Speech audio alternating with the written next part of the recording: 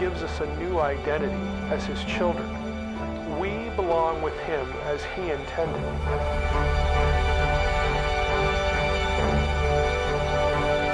The Bible says we will one day replace the rebellious sons of God in His divine counsel. He also gives us a mission. We're here to grow God's family. Vamos a emprender un viaje fascinante. Exploraremos algunos pasajes extraños. Volveremos a examinar algunos familiares con significados ocultos a simple vista. Examinaremos la Biblia a través de la cosmovisión sobrenatural de sus escritores. Cuando hayamos terminado, nunca más podrás volver a mirar tu Biblia de la misma manera. Hay mucho que ver en lo que respecta al reino invisible.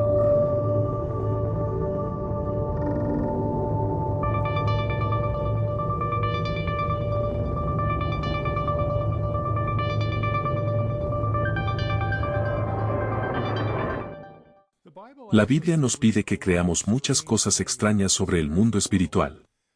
Al principio podríamos sentirnos tentados a ignorarlas, pero si decimos que creemos en la Biblia, no podemos evitar estos conceptos. Gran parte de lo que creemos saber sobre el mundo de los espíritus no es cierto.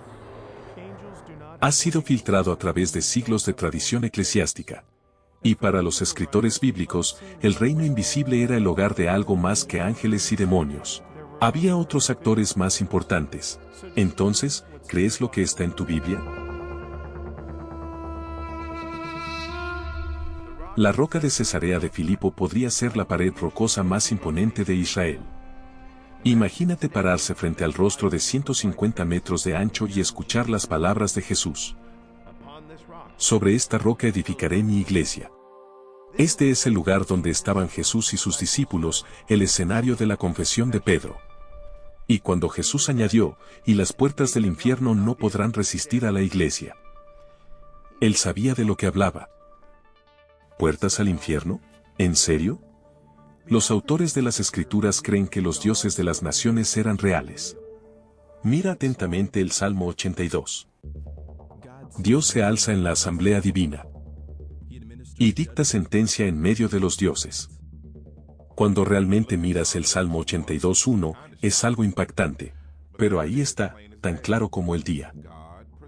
Dios preside a una asamblea de dioses, a los que llama sus hijos.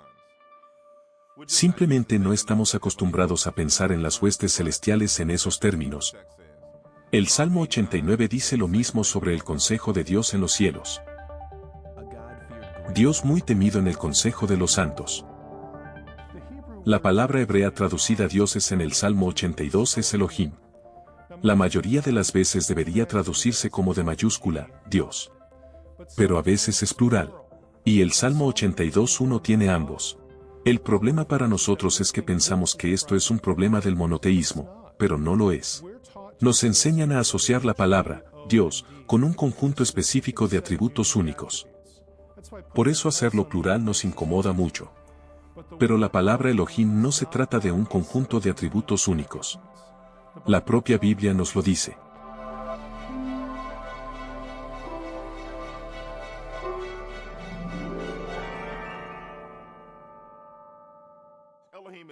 Elohim es simplemente una palabra usada para describir un ser sobrenatural.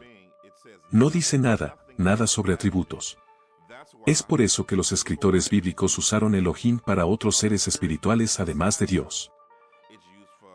Se usa para los dioses de las naciones, para los demonios, para los ángeles. Incluso los muertos humanos incorpóreos. Sin embargo, Yahweh es uno de esos Elohim. Y ningún Elohim, es como Él. Repito, ningún otro Elohim es como Él. La Biblia lo describe de maneras únicas. Solo hay uno de Él. Uno de Él existiendo como tres personas. Padre, Hijo y Espíritu Santo, y es el creador de todos los demás Elohim.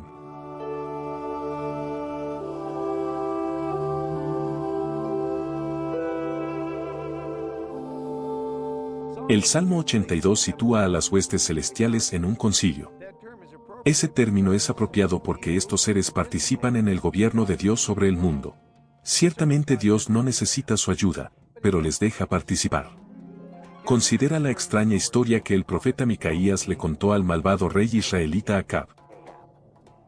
Respondió Micaías: por tanto, escucha la palabra del Señor. Yo vi al Señor sentado en su trono, y todo el ejército de los cielos estaba junto a él, a su derecha y a su izquierda. Y el Señor dijo: ¿quién inducirá a Acab para que suba y caiga en Ramot de Galaad? Y uno decía de una manera, y otro de otra.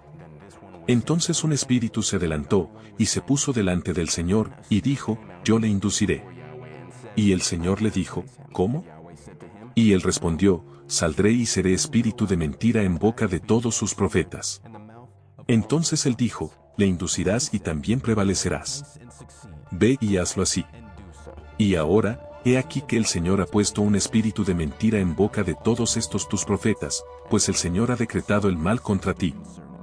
¿Entendiste lo que la Biblia te pidió que creyeras? Dios se reúne con sus huestes celestiales para decidir lo que sucede en la tierra. Estos seres, los dioses del consejo, son espíritus, no personas ni ídolos.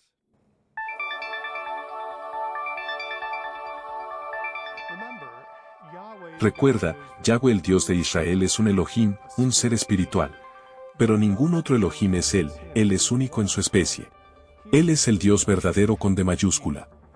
Solo Él es el Creador soberano perfecto. Él es el Dios altísimo.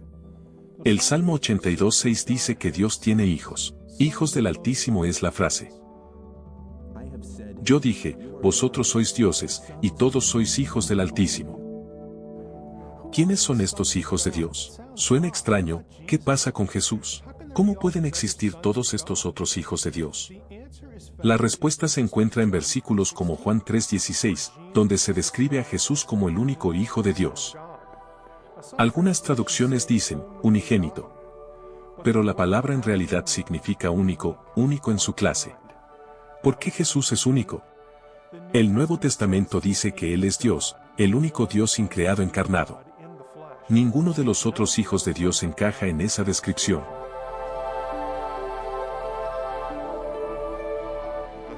El lenguaje de los hijos de Dios tenía sentido para los pueblos antiguos. Dios era rey, y los reyes asignaban a sus hijos puestos de alto rango en su gobierno. Lo mismo ocurre en el reino invisible. Es importante porque el lenguaje de la filiación nos recuerda que Dios quiere una familia. Su familia se extiende tanto al mundo invisible como a la tierra, y esas dos familias se unen en el Edén.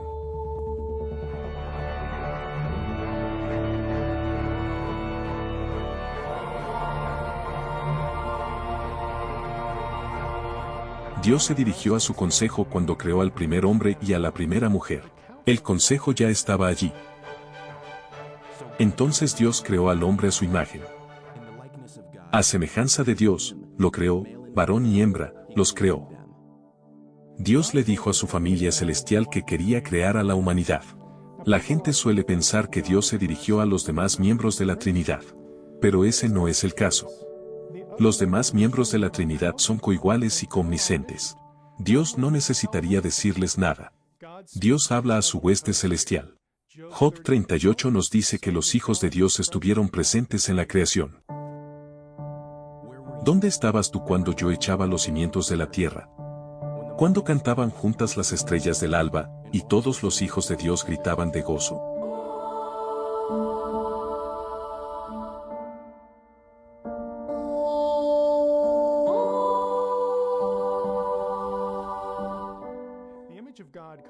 El concepto de imagen de Dios nos ayuda a comprender cómo los humanos y las huestes celestiales son como Dios.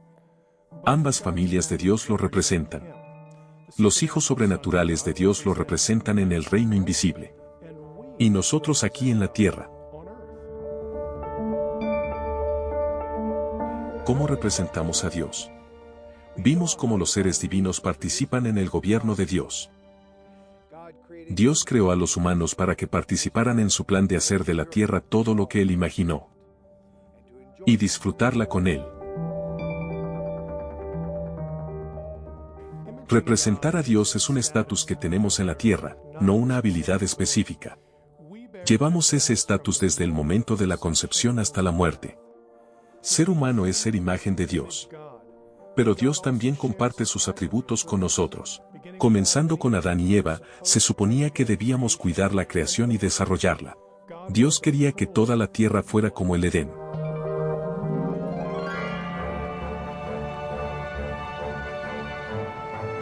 El conocimiento de que todos los humanos son representantes de Dios nos impulsa a ver toda la vida humana como sagrada. No deja lugar al racismo. La injusticia no tiene lugar. Y el abuso de poder en el hogar, en el trabajo o en el gobierno no puede justificarse.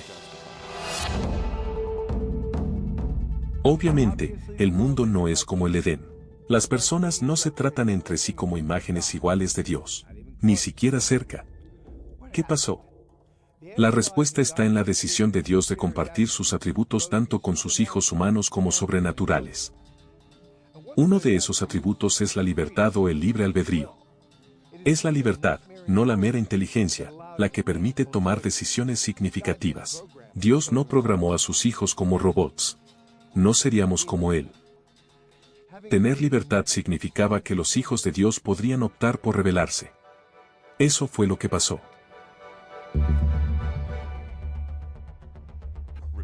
Recuerda que no tenemos la naturaleza perfecta de Dios, aunque tanto los humanos como los hijos celestiales de Dios lo representan en sus respectivos reinos.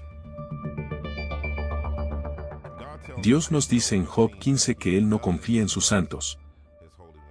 Él sabe que pueden fracasar. He aquí, Dios no confía en sus santos, y ni los cielos son puros ante sus ojos. El Edén era el hogar y sede de Dios, allí residían sus familias sobrenaturales y terrenales. Dios quería que lo imitaran a su manera. Cielo y tierra, mezclados, en una sola familia. Pero a un miembro de la familia no le gustó la idea. Todos hemos oído hablar de la serpiente en el Edén. ¿Pero por qué una serpiente? ¿Qué se supone que nos dice? Los antiguos sabían cómo interpretar esta escena. Asumimos que la serpiente es simplemente un animal. Su forma es importante. Pero la historia no trata sobre zoología. La historia trata sobre una rebelión sobrenatural. Isaías alude a esa rebelión. Por encima de las estrellas de Dios levantaré mi trono, y me sentaré en el monte de la asamblea. Me haré a mí mismo semejante al Altísimo. Isaías está hablando de los hijos de Dios en la asamblea. Al igual que Job, se refiere a ellos como estrellas. Estuvieron presentes antes del Edén. Ezequiel 28 también menciona la rebelión en el Edén. En el caso de Ezequiel, un querubín guardián es expulsado del Edén. Eras un querubín guardián ungido. Y te puse en el monte santo de Dios. Caminaste en medio de piedras de fuego. Las antiguas tablillas mesopotámicas hablan de querubines guardianes del trono y los describen como serpientes y dragones. La serpiente del Edén era en realidad un ser sobrenatural cuyo trabajo era proteger el trono de Dios. Una persona antigua habría sabido que la escena trataba sobre un rebelde en el consejo divino. Al igual que el rebelde sobrenatural, Adán y Eva también se rebelaron. El Edén se perdió. El guardia de seguridad rebelde fue derribado. Trajo la muerte a la tierra. Y ahora todos morirían. Se convirtió en Señor de los muertos. Como todos morirían, la humanidad sería suya. La mayoría de la gente conoce los conceptos básicos de esa historia. Los cristianos creen que es por eso que el mundo es como es. Pero eso en realidad está incompleto. Lo que pasó en el Edén fue solo la primera de 3 razones por las que hay tanta maldad y muerte en el mundo. En realidad hubo 2 rebeliones sobrenaturales más.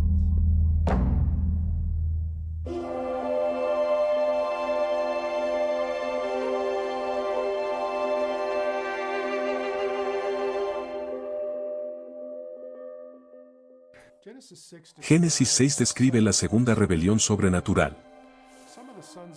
Algunos de los hijos de Dios, miembros del Consejo Celestial, transgredieron la frontera entre el cielo y la tierra.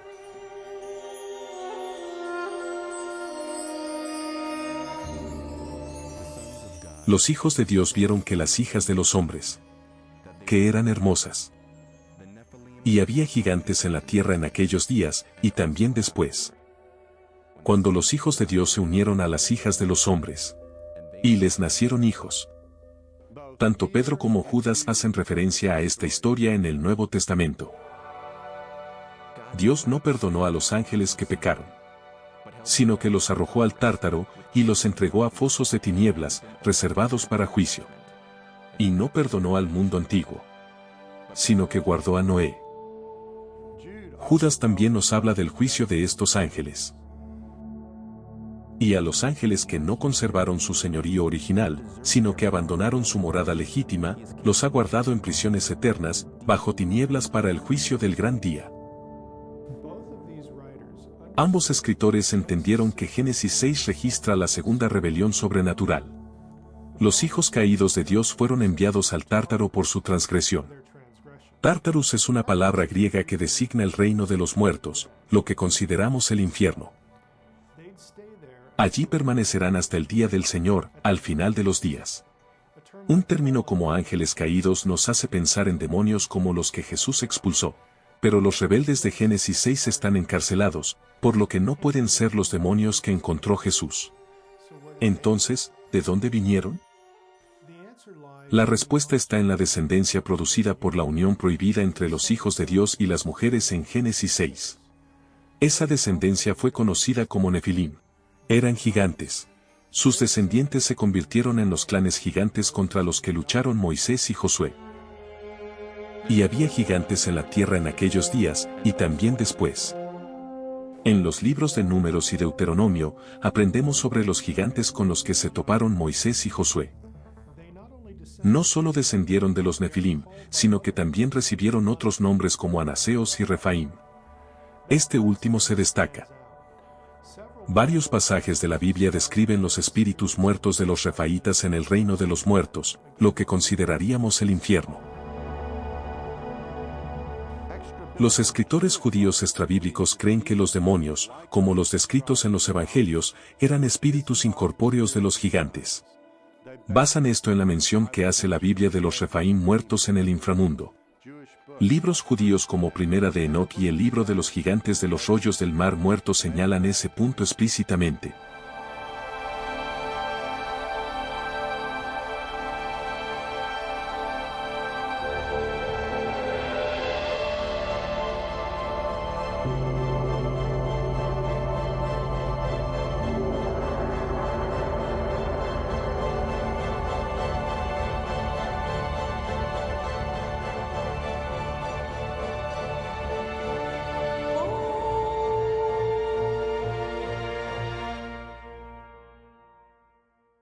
Si los demonios provienen de gigantes muertos. ¿Qué pasó con los gigantes? Lo creas o no, la respuesta proviene de una historia muy conocida. Dios le dijo a Josué que destruyera poblaciones enteras en la tierra de Canaán. Pero si lees atentamente el relato de la conquista, también verás lugares donde Dios le dijo a Josué que solo los expulsara, no que los matara. Ahora bien, esto parece inconsistente. Sin embargo, cuando comprendes el fundamento sobrenatural de lo que Dios quería que Josué hiciera, las cosas se vuelven más claras. Es fascinante descubrir que la conquista en realidad comenzó con los gigantes. Moisés inicialmente envió 12 espías a la tierra. Informaron sobre los lugares que habían visitado y donde habían visto los anaseos gigantes. 10 de los 12 espías convencieron al resto del pueblo de que no podrían vencer a los anaseos. Dios juzgó a Israel con 40 años de vagancia. Observa que los gigantes fueron un punto focal desde el comienzo del esfuerzo de conquista. Al final de los 40 años, Dios llevó a Israel por el lado este del Jordán. Les dijo que no molestaran al pueblo de Moab y Amón, ya que los clanes gigantes en esas tierras ya habían sido eliminados por el pueblo de Esaú, parientes de los israelitas.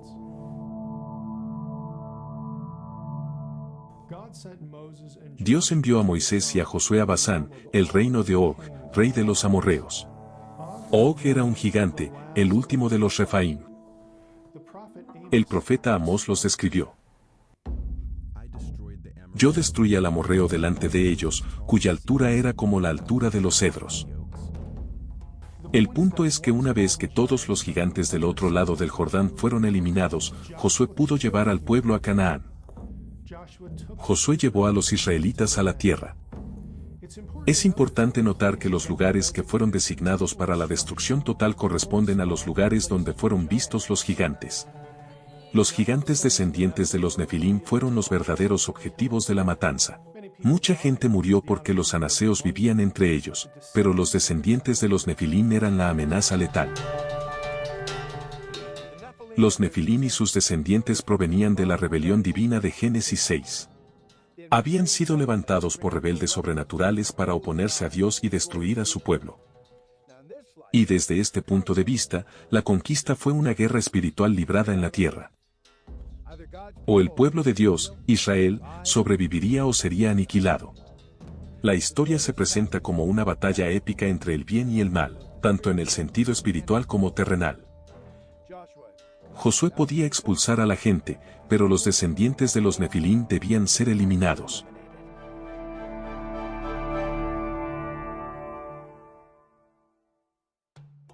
Por eso, cuando Josué definió la victoria en la conquista, dijo que ya no había anaseos en la tierra. Los únicos que quedaron fueron a las ciudades filisteas. Una de esas ciudades fue Gat, el hogar de Goliat y sus hermanos. Con el tiempo, David completaría la tarea de eliminar a los descendientes de los Nefilim. En última instancia, la conquista se trata de que Dios proteja a sus propios hijos contra una amenaza con poder cósmico, empeñada en impedir que Yahweh restablezca el Edén. El programa original de Dios era que Adán y Eva extendieran el Edén por toda la tierra. Todo el pueblo debía ser el pueblo de Dios. Toda la tierra iba a ser dominio de Dios. Pero eso se arruina y se destruye. Pero Dios nunca se da por vencido en su plan original. Dios llamó al pueblo a sí mismo, la nación de Israel. Yahweh quería una tierra para reiniciar un nuevo Edén. Y los anaseos, descendientes de dioses rivales, no se detendrían ante nada para impedirlo. Las dos primeras rebeliones espirituales produjeron a Satanás, los gigantes y los demonios que surgieron de ellos. Pero había otra rebelión antigua que se avecinaba. Esta produciría otro grupo de malos y cambiaría todo el panorama de la relación de Dios con la humanidad.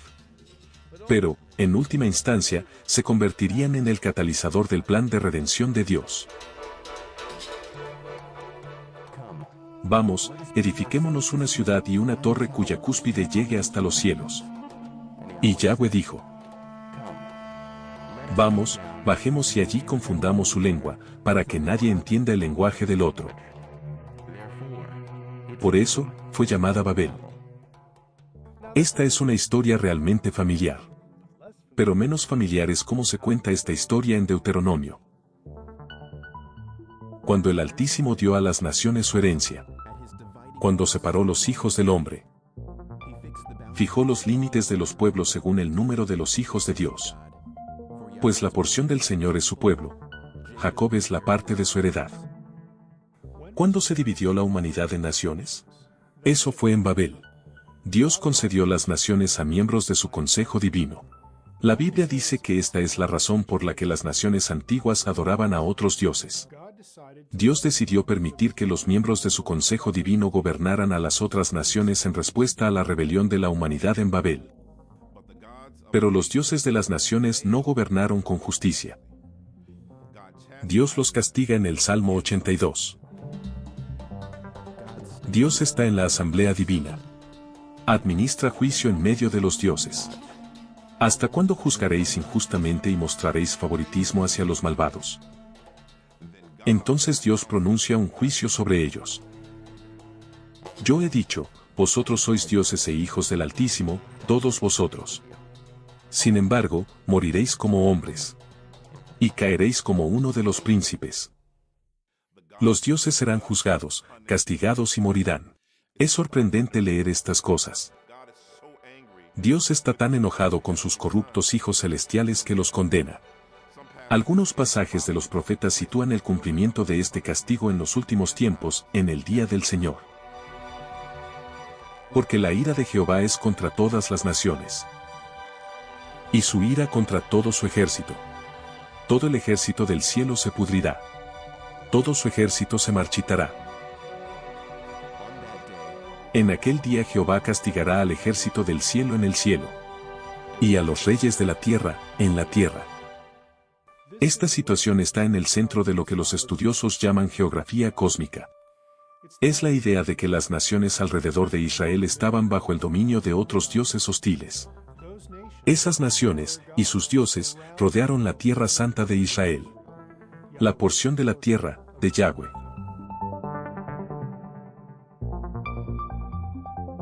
El libro de Daniel retoma esa idea. Revela que seres sobrenaturales gobiernan naciones individuales. En otras palabras, las inteligencias malignas influyen en la geopolítica de esas naciones. Pero el príncipe del reino de Persia estuvo delante de mí durante 21 días, y he aquí, Miguel, uno de los príncipes principales, vino a ayudarme. Cada una de estas naciones tiene un príncipe sobrenatural, término que significa gobernante. Ahora vuelvo a luchar contra el príncipe de Persia. Y he aquí, vendrá el príncipe de Grecia. Y no hay nadie que contienda conmigo contra estos seres, excepto Miguel, vuestro príncipe. Miguel es el guardián de Israel. El panorama general revela que hay un conflicto espiritual invisible detrás de los imperios de la tierra. Segunda de Reyes 5 ilustra bien la idea de Tierra Santa. En esa historia, Naamán, un comandante militar de Siria, visita Israel en busca del profeta Eliseo. Para su sorpresa y alegría, Eliseo lo cura de la lepra. Pero luego, le hace una petición realmente interesante a Eliseo. Y Naamán dijo, pues si no, te ruego que de esta tierra, se le dé a tu siervo la carga de un par de mulos. Porque tu siervo, ya no ofrecerá holocausto ni sacrificará a otros dioses, sino a Yahweh. Naamán le pidió a Eliseo tierra de Israel. ¿Por qué? Porque ahora adoraba a Yahweh. Quería un terreno santo para adorar.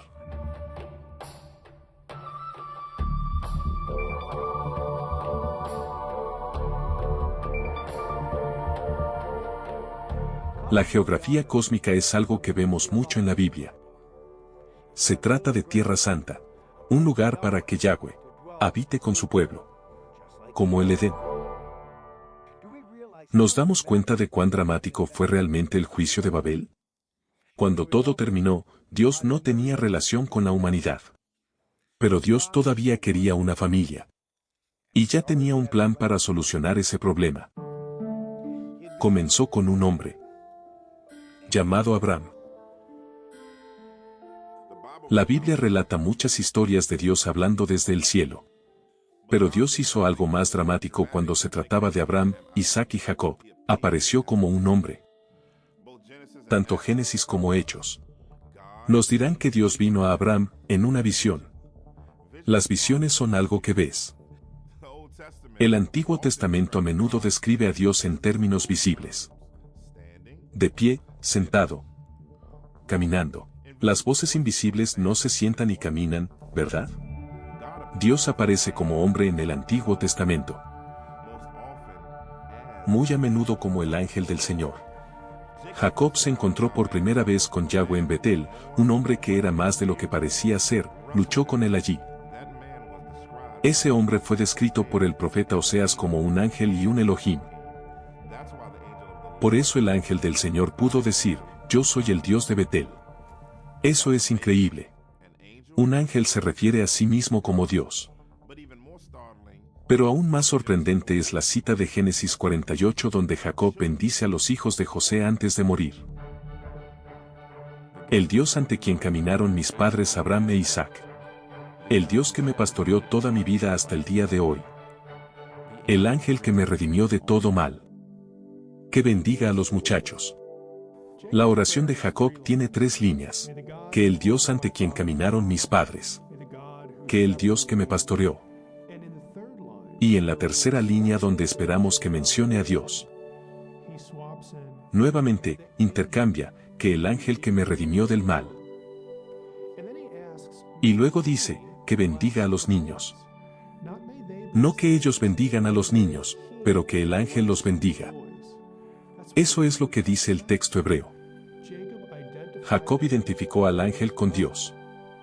Génesis traza intencionalmente un paralelo entre la identidad del ángel del Señor y Yahweh, pero es aún más profundo. Otros dos conceptos están asociados con el ángel. Son la palabra y el nombre. Mira, estoy a punto de enviar un ángel delante de ti para que te guarde en el camino para llevarte al lugar que he preparado. No os rebeléis contra él, porque no os perdonará vuestra transgresión, porque mi nombre está en él. Cuando Dios le dice a Moisés que su nombre está en el ángel, le está diciendo a Moisés que él mismo está en el ángel. El ángel posee el poder de perdonar el pecado, algo que solo Dios puede hacer. Cuando Yahweh dice que puso su nombre en el ángel, se refiere a su propia presencia. Suena extraño, pero a veces el nombre, en realidad se describe como una persona. Mirad, el nombre de Yahweh viene de lejos, ardiendo con su ira y con la pesadez de la nube. La Biblia hace eso porque el nombre puede ser una persona. Incluso hoy en día, los judíos practicantes que no quieren pronunciar el nombre de Dios se refieren a Dios mismo como Hashem. Eso en hebreo significa, el nombre. Esto nos recuerda la zarza ardiente donde Dios revela su nombre. Éxodo 3 dice que tanto Dios como el ángel estaban en esa zarza. Y llegó Moisés al monte. Y se le apareció el ángel de Jehová, en una llama de fuego, en medio de una zarza. Y vio Jehová que se volvía para mirar. Y Dios lo llamó desde en medio de la zarza. Yahweh revela su nombre a Moisés en la zarza ardiente. Jesús también reveló el suyo. He revelado tu nombre. Por supuesto que los judíos ya conocían el nombre de Dios, estaba en su Biblia. Jesús estaba diciendo que les había manifestado a Dios. Si lo habían visto a Dios. La aparición de Dios como hombre en el Antiguo Testamento preparó a las personas para recibir a Dios como hombre. En Jesús. En su camino hacia la tierra prometida, Dios le dio a Israel la ley. Pero la obediencia a la ley no fue la forma en que los israelitas obtuvieron la salvación. Así fue como mostraban lealtad a Yahweh. Les ayudaría a vivir en armonía con Dios y entre sí. La salvación en la Biblia es la misma en ambos testamentos. Los israelitas tenían que creer que Dios era el Dios de todos los dioses. Los hizo para que estuvieran con Él como su familia porque los amaba. Necesitaban negarse a adorar a cualquier otro Dios. La salvación hoy y en el Nuevo Testamento plantea la misma exigencia de manera diferente. Debemos creer que el Dios de todos los dioses vino a la tierra como hombre en Jesucristo. Debemos creer que Él nos amó lo suficiente como para morir en la cruz para que podamos estar en la familia de Dios para siempre. Y debemos poner nuestra fe únicamente en Cristo y en ningún otro Dios. La ley enseñó a la gente cómo acercarse a Dios. Dios es santo. Y el espacio que ocupa es sagrado. El espacio sagrado es espacio físico, apartados y dedicados al uso y servicio de Dios. La ley mosaica comprende 613 leyes. Muchas de ellas suenan bastante extrañas. No se podían comer mariscos ni combinar diferentes tipos de materiales en la ropa. Había toda una letanía de animales y comportamientos limpios e impuros. Estas leyes trataban sobre la pureza ritual. Enseñaron a la gente que el espacio ocupado por la presencia de Dios era diferente al espacio de su vida. La geografía cósmica abarca el espacio sagrado. La parte más santa de la tierra era donde estaba la presencia de Dios. Ciertas leyes alertaban a un israelita sobre la idea de que el espacio vital de Yahweh era especial. Los sacrificios recordaban esto a los israelitas y también purificaban el espacio y los objetos sagrados para que el pueblo de Dios pudiera adorarlo. El espacio sagrado abarca más que la purificación de las cosas físicas. Distingue entre lo que es santo y lo normal. Incluso marcaba el territorio impío fuera de la tierra de Yahweh.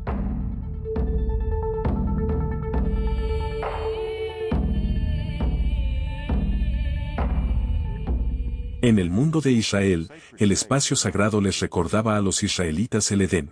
Era el lugar donde Dios vivía y donde deseaba que vivieran los humanos. El diseño del candelero de oro y el lugar santo del tabernáculo eran un recordatorio del árbol de la vida.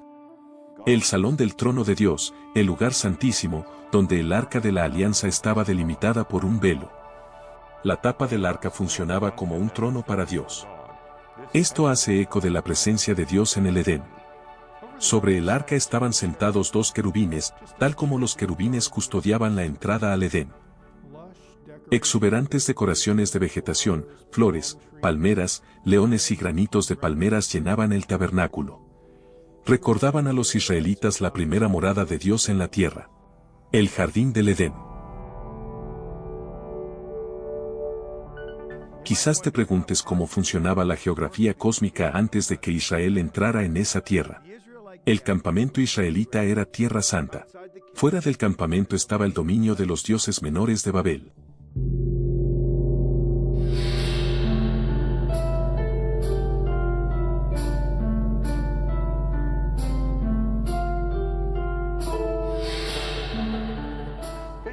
Piénsalo, mientras Israel viajaba hacia la tierra prometida, todavía no estaban en la porción de la tierra de Yahweh. Las leyes sobre el espacio sagrado enseñaron a los israelitas que el pueblo de Yahweh era sagrado. Su hogar era sagrado y otras naciones estaban alejadas de Dios.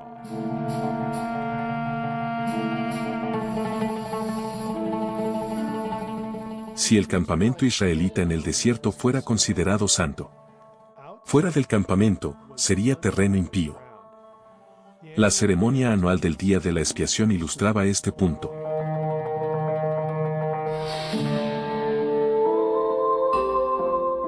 En la ceremonia participaban dos cabras.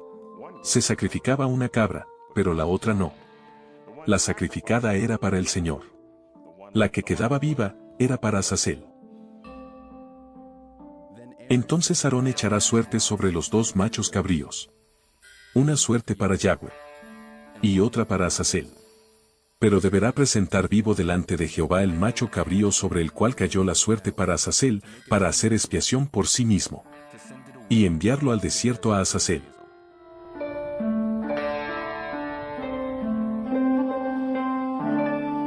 La crucifixión de Jesús fue paralela a la ceremonia del día de la expiación.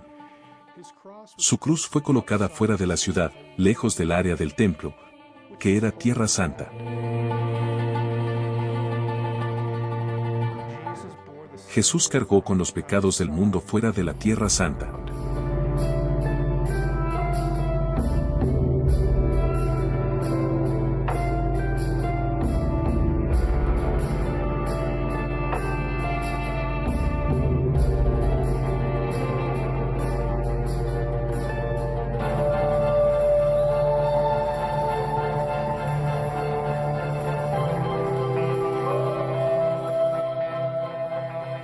¿Por qué los poderes de las tinieblas no entendieron lo que sucedería en la cruz?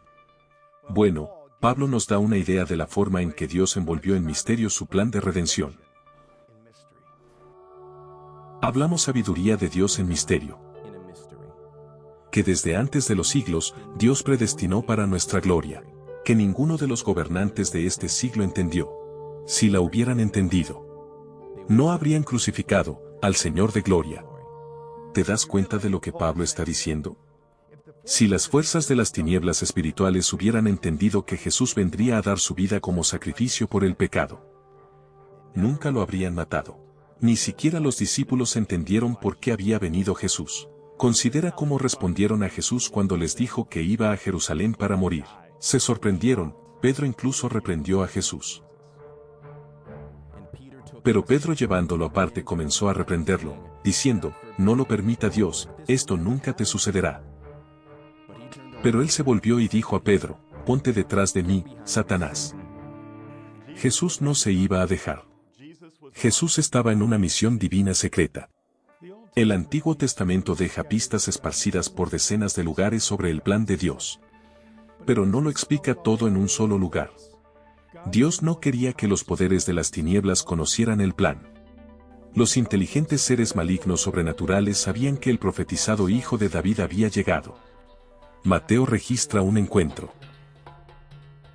2 endemoniados que salían de entre los sepulcros le encontraron. Clamaron diciendo, ¿qué tienes que ver con nosotros, Hijo de Dios? ¿Has venido aquí para atormentarnos antes de tiempo?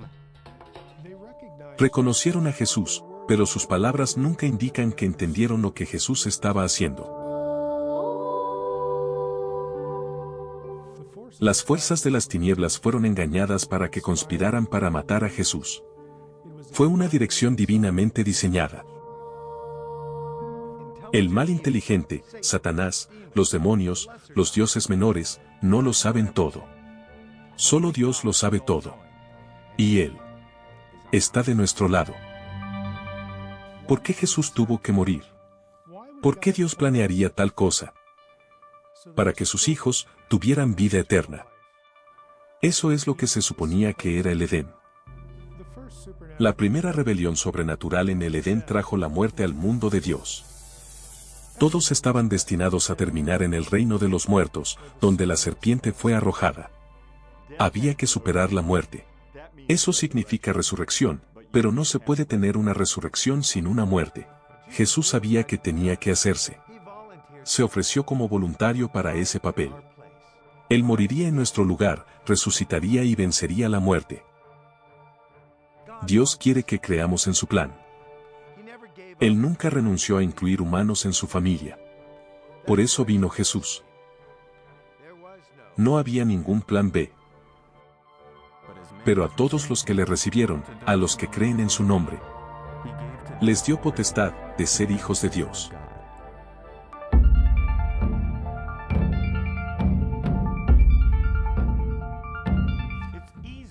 Es fácil tener la impresión de que el ministerio de Jesús antes de la cruz fue algo aleatorio, pero hay un subtexto importante en lo que Jesús estaba haciendo. Estaba burlando al maligno. Jesús trazó las líneas de batalla cuando declaró, ahora es el juicio de este mundo. Ahora el gobernante de este mundo será expulsado. Y yo, cuando sea levantado de la tierra, atraeré a todos hacia mí. Satanás es el gobernante de este mundo. También es muy inteligente. Satanás sabía que Jesús quería que la mayor cantidad de personas posible fueran parte de la familia y el reino de Dios. Entonces ofreció a Jesús todos los reinos del mundo. Pero con una condición. El diablo lo llevó a un monte muy alto, y le mostró todos los reinos del mundo en su gloria. Y él le dijo, te daré todas estas cosas, si te postras y me adoras. No hay un ejemplo más claro de conflicto cósmico. La oferta de Satanás a Jesús fue real.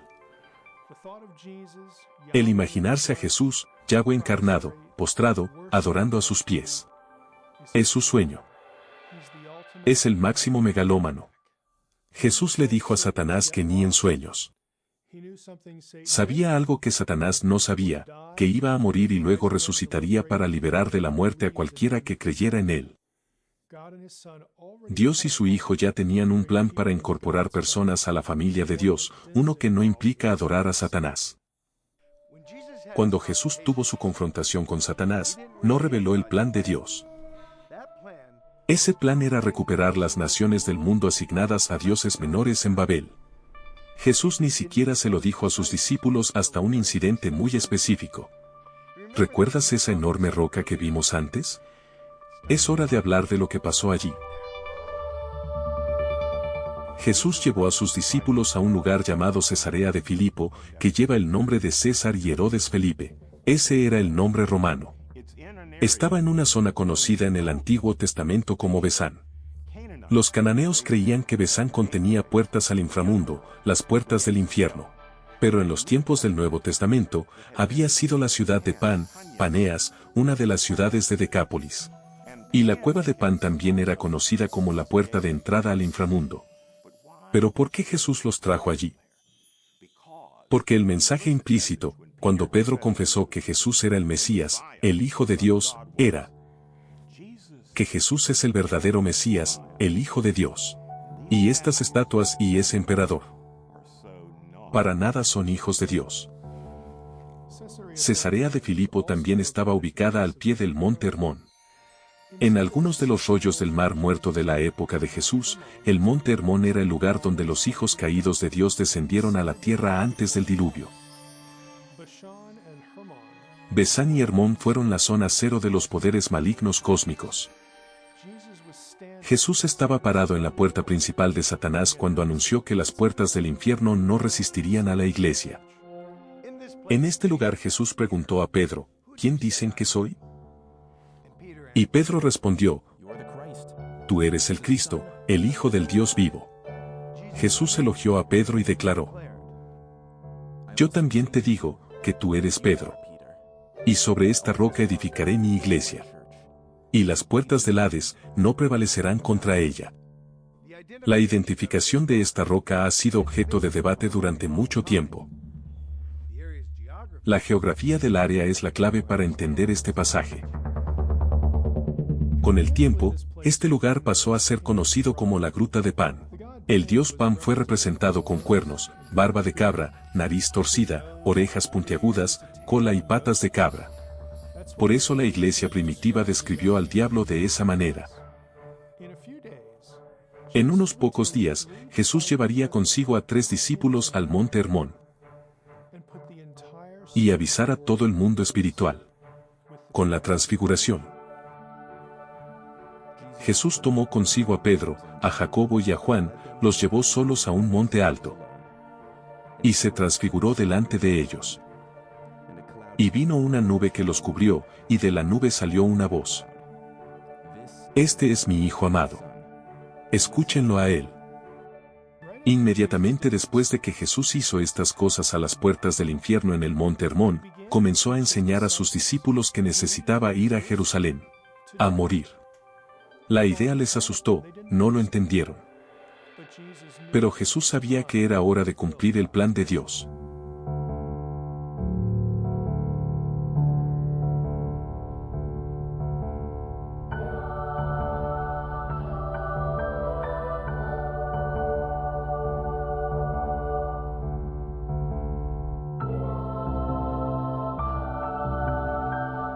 Una semana después, Jesús llegó a Jerusalén para su entrada triunfal.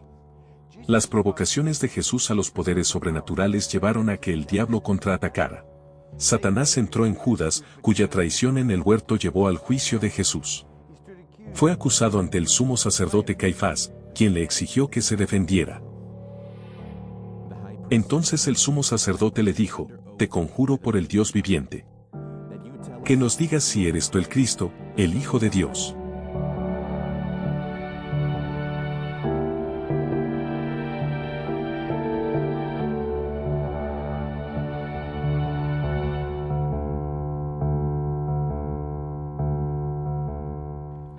La respuesta de Jesús nos parece evasiva, incluso críptica. Respondió, tú mismo lo has dicho, sin embargo, os digo que desde ahora veréis al Hijo del Hombre, sentado a la diestra del poder, y viniendo sobre las nubes del cielo. Caifás estalló en ira. Rasgó su manto, diciendo, ha blasfemado. ¿Por qué Caifás pensó que la respuesta era una blasfemia? Jesús había citado un pasaje del Antiguo Testamento que Caifás conocía muy bien. Se sentó el anciano de los días. Su ropa era como la nieve blanca, y el cabello de su cabeza como lana pura.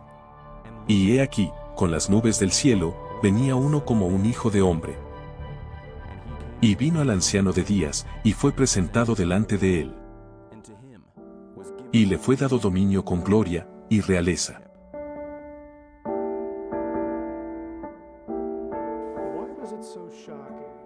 ¿Por qué fue tan impactante escuchar a Jesús afirmar que Él era el que venía en las nubes?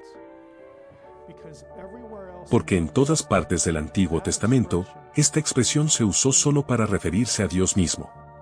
Por ejemplo, en el Salmo 104, Yahweh, el Dios de Israel, hace de las nubes su carroza.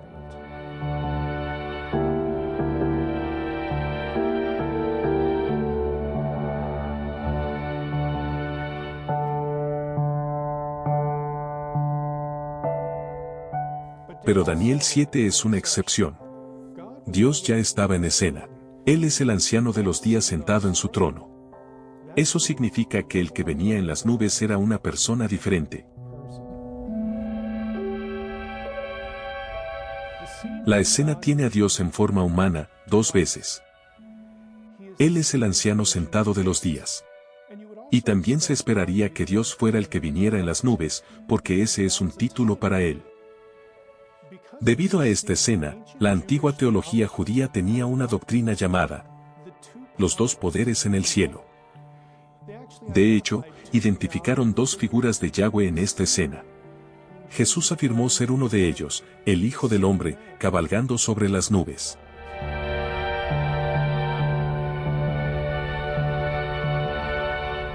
El que Jesús afirmara ser Dios fue suficiente para que el sacerdote declarara que debía morir. Y murió. El Salmo 22 nos da una idea del Mesías sufriente en la cruz. Todos los que me ven se burlan de mí. Abren mucho los labios. Menean la cabeza diciendo, él confía en Yahweh. Que lo rescate. Muchos toros me han cercado. Fuertes toros de Basán me han rodeado. Abren contra mí su boca, como un león, desgarrando y rugiendo.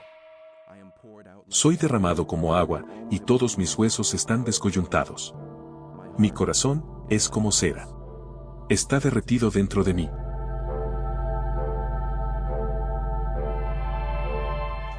La parte espeluznante es la descripción de los poderosos toros de Basán.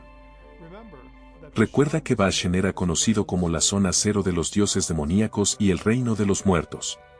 La zona era un importante centro de adoración a Baal, simbolizado por toros y vacas. Los toros poderosos de Basán se refieren a los demonios y los poderes de las tinieblas.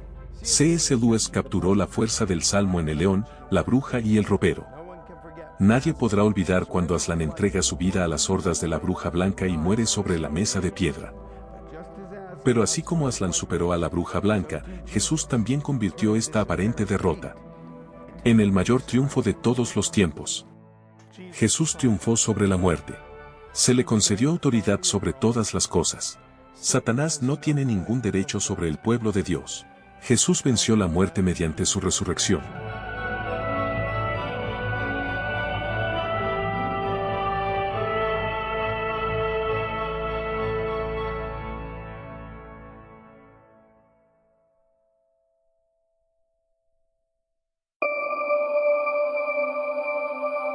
En el libro de Hechos, el Espíritu Santo irrumpe en escena con su llegada en Pentecostés.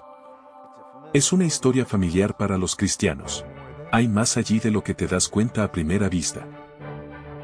De repente, un ruido como el de un viento recio que soplaba vino del cielo, y llenó toda la casa donde estaban sentados. Y se les aparecieron lenguas divididas como de fuego, que se posaron sobre cada uno. Y fueron todos llenos del Espíritu Santo, y comenzaron a hablar en otras lenguas. El Antiguo Testamento asocia la llegada de Dios con el fuego y un viento violento. Ezequiel 1 es un buen ejemplo. Los cielos se abrieron, y vi visiones de Dios. Del norte soplaba un viento tormentoso, una gran nube. Y fuego destellando de un lado a otro. El Espíritu de Dios permitió a los seguidores judíos de Jesús hablar en los idiomas de las naciones vecinas esclavizadas por dioses enemigos.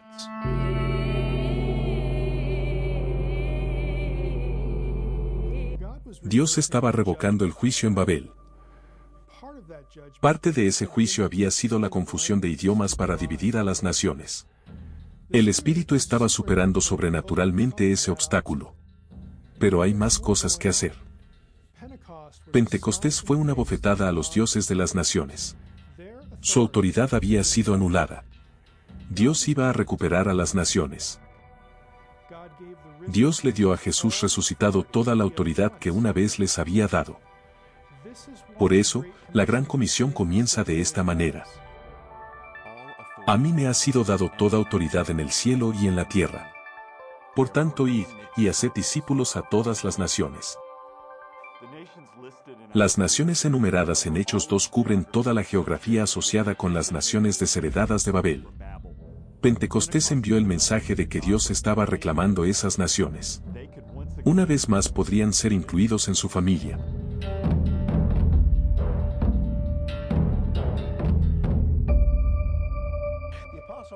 El apóstol Pablo hablaba a menudo de las entidades malignas cuyos dominios violó después de Pentecostés. Él entendía la geografía cósmica del Antiguo Testamento.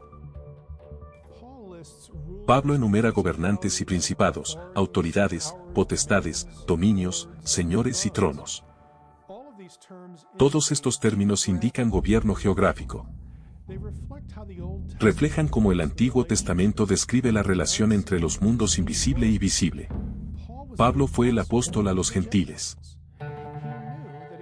Sabía que se enfrentaba a los antiguos dioses de las naciones, asignados a los pueblos, excluidos de la familia de Dios allá en Babel. Pablo dice algo en el libro de Romanos que nos ayuda a ver que lo que sucedió en Babel influyó en la forma en que pensaba acerca de su misión. Por tanto, después que haya hecho esto, y sellado este fruto para entregárselo, partiré, por vosotros a España. ¿Por qué le importaba a Pablo llegar a España? Por un lado, algunos piensan que es la única nación desheredada que no se menciona en el libro de los Hechos, la tierra de Tarsis. Clemente, el padre de la iglesia primitiva de finales del primer siglo después de Cristo, dice que Pablo fue a los límites de Occidente para abarcar todo el alcance de los gentiles en el Imperio Romano. Habiendo enseñado justicia al mundo entero, y habiendo llegado a los límites de Occidente. En otras palabras, Jonás fue a Tarsis para alejarse de proclamar a los gentiles en Nínive. Pablo fue a España para llegar a los gentiles. En el fin de la tierra, llamado Imperio Romano. Dios sabía que la gran comisión era más grande de lo que Pablo podía imaginar. Nos corresponde a nosotros llevar el Evangelio a los confines de la tierra. Pablo tenía una visión sobrenatural de su propia vida. Se veía a sí mismo apartado como un instrumento para el uso de Dios. Tenemos la misma tarea de invadir las fortalezas demoníacas de este mundo, con el mensaje del amor de Jesucristo. Recuerda nuestra discusión sobre terreno santo e impío. Quizás te preguntes dónde está la presencia de Dios hoy. Y claro, la Biblia nos enseña que Dios está en todas partes, pero en realidad marca su presencia de manera más específica.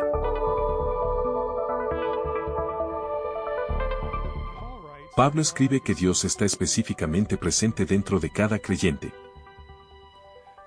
En otras palabras, cada creyente es un espacio sagrado.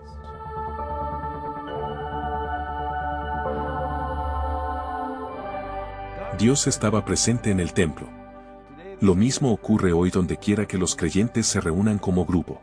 La Biblia dice que el pueblo de Dios es colectivamente el templo de Dios.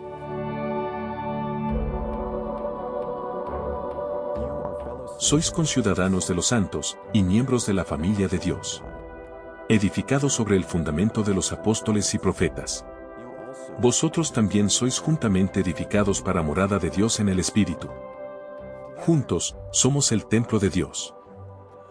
El lugar especial donde reside el Espíritu de Dios. Donde quiera que nos reunamos los creyentes, el terreno espiritual que ocupamos es santificado en medio de los poderes de las tinieblas.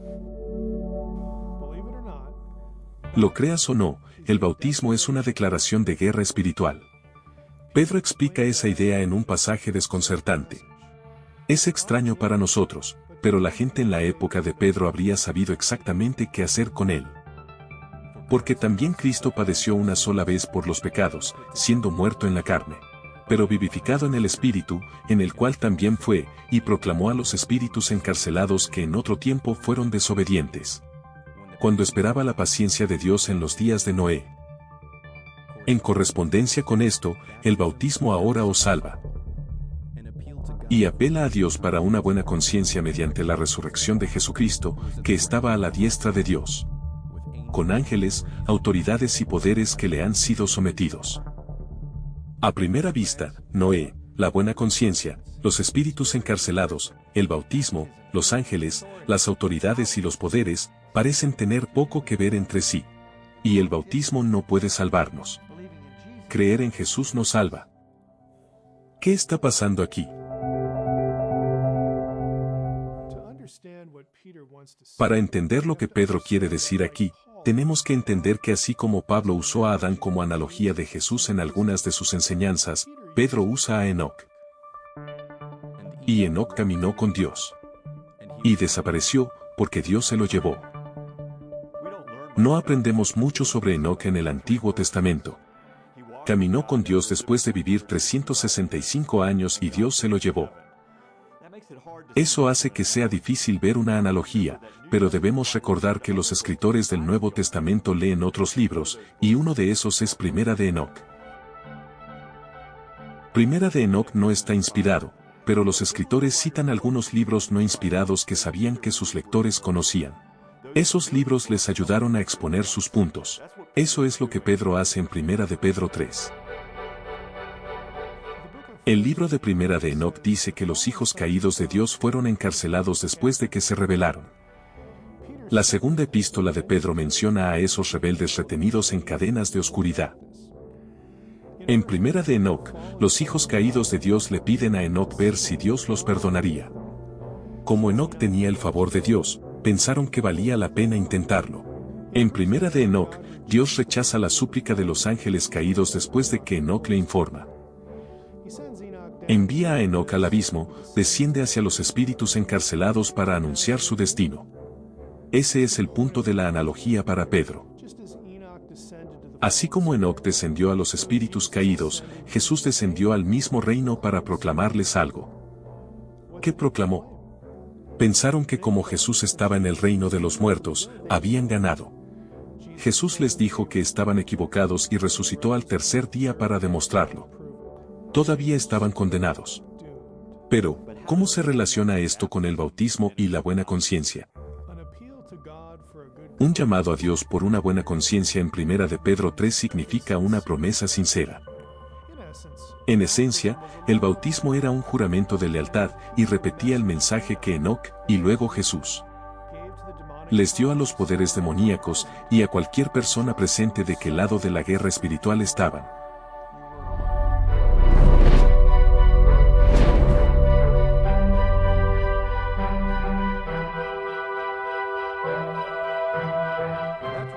Por eso el bautismo es un instrumento de guerra espiritual. Nos demos cuenta o no, estamos siendo vigilados por ambos lados de esta guerra sobrenatural.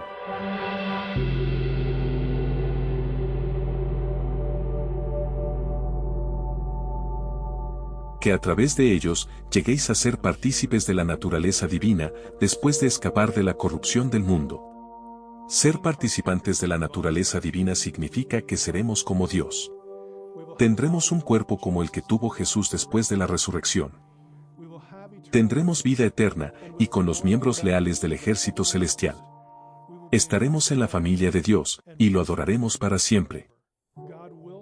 Dios logrará unir a su familia divina y humana por la eternidad. Pero la parte más sorprendente de ser parte de la familia de Dios, es como Jesús, el unigénito Hijo de Dios, nos ve. Cuando Jesús se hizo hombre, fue hecho por un corto tiempo un poco menor que los ángeles. Escucha al escritor de Hebreos. Pero ahora, todavía no vemos que todas las cosas estén sujetas a Él. Pero vemos a Jesús, por un corto tiempo hecho menor que los ángeles, para que, apartado de Dios, gustara la muerte por todos. Debido a que Dios se hizo hombre en Jesús, sus seguidores mortales llegarán a ser como Él. Y miembros de la familia de Dios. Nosotros, somos hermanos de Jesús. Y fruto de su ministerio. No se avergüenza de llamarlos hermanos, diciendo, proclamaré tu nombre a mis hermanos. En medio de la asamblea, cantaré alabanzas a ti. Y de nuevo, he aquí, yo y los hijos que Dios me ha dado. Es sorprendente que Jesús no se avergüence de llamar a simples mortales sus hermanos y hermanas. De hecho, en presencia del consejo divino, Él se deleita en presentarnos a Dios. Y nosotros a Dios. Considera la razón que da Pablo para nuestra glorificación. Porque a los que antes conoció, también los predestinó a ser hechos conformes a la imagen de su Hijo, para que Él fuera el primogénito entre muchos hermanos. La exaltación de Jesús es el motivo de nuestra glorificación. Es el primogénito, o la cabeza, el que recibe la herencia entre muchos hermanos. Juan expresa esto de manera aún más sucinta. Seremos como Él. Ese es nuestro futuro. Pero ¿qué pasa ahora? A veces, cuando escuchamos que seremos como Jesús, lo procesamos solo en términos de ser menos malos. Pero nuestro destino eterno no depende del mérito. Eso convierte la gracia en deuda. Eso es mala teología. La Biblia enseña que la salvación no es por obras, sino por gracia. Dios nos ama. Y Él quiere darnos la vida eterna, si tan solo creemos en ella. Hasta ese día, Dios quiere que contemos la historia épica de su guerra contra la rebelión sobrenatural. Para ayudarlo a liberar a aquellos que aún están cautivos por los poderes invisibles de las tinieblas.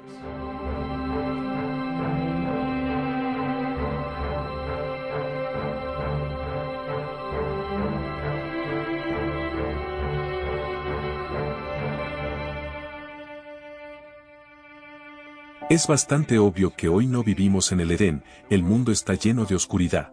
Pero el mal sobrenatural no tiene ningún derecho sobre nosotros. Jesús está gobernando a la diestra de Dios. Somos espacio sagrado, ya que el Espíritu de Dios habita en nosotros. Pero esperamos el regreso del Señor para transformar la tierra. Como les gusta decir a los teólogos, el reino ya está aquí. Pero no todavía.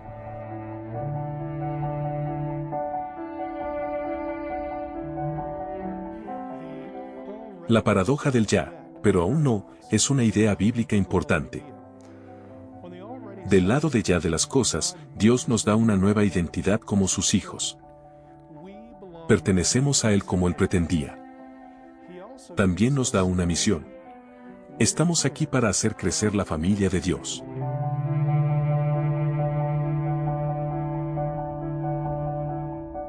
La parte de aún no de nuestra misión es lo que a menudo pasamos por alto. La Biblia dice que algún día reemplazaremos a los hijos rebeldes de Dios en su consejo divino. Considera lo que dice Pablo. ¿No sabéis que juzgaremos a los ángeles? El libro de Apocalipsis promete a los creyentes un futuro en el que gobernaremos con Cristo sobre las naciones. Retened lo que tenéis hasta que yo venga. Y al que venciere, y guarde mis obras hasta el fin, le daré potestad sobre las naciones. Y le daré la estrella de la mañana. Piénsalo. A los creyentes se les concederá autoridad sobre las naciones. ¿Quién gobierna las naciones ahora? Los hijos caídos de Dios. Vamos a reemplazarlos y gobernar con nuestro Padre en un mundo nuevo. ¿Pero qué hacemos con el regalo de la estrella de la mañana? En el mundo antiguo, las estrellas estaban asociadas con seres divinos. La estrella de la mañana es un símbolo del reinado del Mesías. Jesús es la estrella de la mañana. Ese es un título para el Mesías gobernante. Yo, Jesús. Soy la raíz y la descendencia de David. La brillante estrella de la mañana. Increíblemente, compartimos la estrella de la mañana. Compartimos el gobierno del Mesías en la nueva tierra. En otra parte del libro de Apocalipsis, Jesús comparte su trono con nosotros. He aquí, estoy a la puerta, y llamo. Si alguno oye mi voz y abre la puerta, ciertamente entraré en él, y cenaré con él, y él conmigo. Al que venciere, le concederé sentarse conmigo en mi trono. Como también yo vencí, y me senté con mi Padre, en su trono.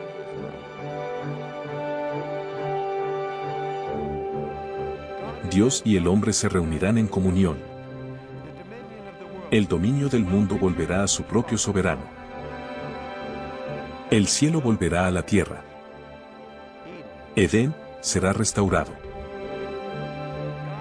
Dios nos creó para estar en su familia y disfrutar de su mundo con Él. A pesar de toda la oscuridad del mundo, todavía podemos. Solo necesitamos volvernos a Él y creer en su plan.